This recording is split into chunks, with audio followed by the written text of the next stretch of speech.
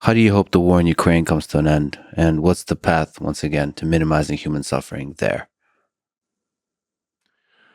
Well, I think that what is likely to happen, which is really pretty much the way it is that something very close to the current lines will be how a ceasefire or truce happens.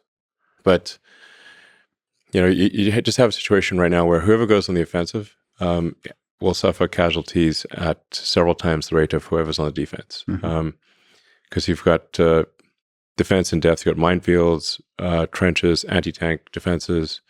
Nobody has air superiority because the anti-aircraft missiles are really far better than the aircraft. Like, there are far more of them. And so neither side has air superiority. Tanks are basically death traps, just slow moving, and they're not immune to anti-tank weapons. So you really just have long range artillery and infantry trenches. It's World War I all over again with drones. Throwing little drones, some drones there, which makes the long range artillery just that much more accurate and better, and so more efficient at murdering people on both sides. Yeah. So it's whoever is. You don't want to be trying to advance from either side, because the probability of dying is incredibly high. So in order to overcome defense in depth trenches and minefields, you really need significant local superiority in numbers. Ideally combined arms, where you do a fast attack with aircraft, a concentrated number of tanks, and a lot of people. That's the only way you're going to punch through a line. And then you're going to punch through and then not have reinforcements just kick you right out again.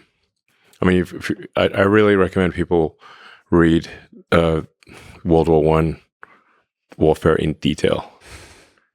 It's rough. I mean, the sheer number of people that died there was mind-boggling.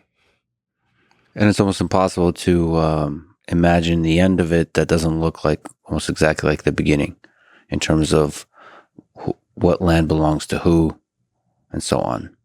But on the other side of a lot of human suffering, death, yes, and destruction of infrastructure. Yes. I mean, the thing that the reason I proposed some sort of truce or peace a year ago was because I predicted pretty much exactly what would happen, which is a lot of people dying for basically almost no changes in land, and the loss of the flower of Ukrainian and Russian youth. And we should have some sympathy for the Russian boys as well as the Ukrainian boys, because the Russian boys didn't ask to be on the front line; they have to be.